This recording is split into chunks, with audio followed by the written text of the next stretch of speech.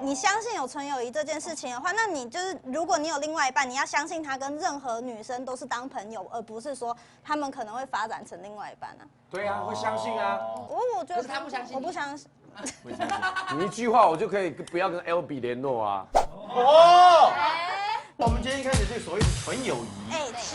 它是不是有一种方法还可以测说你这个跟这个人会不会有纯友谊？对，就是来给大家可以看看这个朋友还是恋人的量表哦。它其实有10题。量表我听你伫咧放小水，小水安怎？为什么？我心目中就幻想着这个跟我前妻不是。对，我跟张立都做了。没事啊，没事。对，没事。好来。和他在一起带给你很多新体验嘛？4是有亮出来，亮出来是43分，差2分哦，差2分，还有一个0，有个0啊！不是啊，他是否让你增长知识啊？智力中绝对会让你长知识啊！对啊，去哪里会被拍，去哪里不会，那个姿势多好啊！而且就算被拍到，呈现的姿势也是好看的。对啊，51分啊！哎呦，我是真的认真的去评估哦，因为像几个蛮像的，我都是给满分。哇，新的能力，因为我就是会为了想要让他多看到我，所以我就会变更强。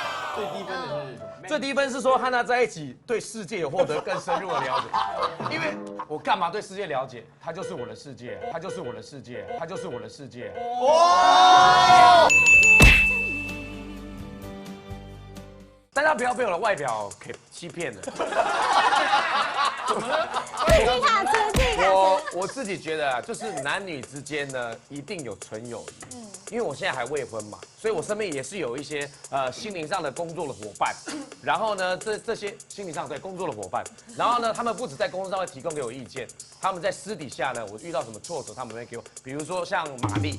玛丽男的啊，玛丽，而且重点就是这些人呢，你会很放心的把一些比较私密的地方，不是私密的事情，私密的事情，私密的情绪。我看就是这个人啊，很像会在这边的啊。哦，你觉得张立东应该是要站过去的是吧？为什么？你怎么会这样？对啊，为什么？阿乐脱光光跟你看 A 片，你会有感觉？因为阿乐不想只跟你做朋友，所以你要过来。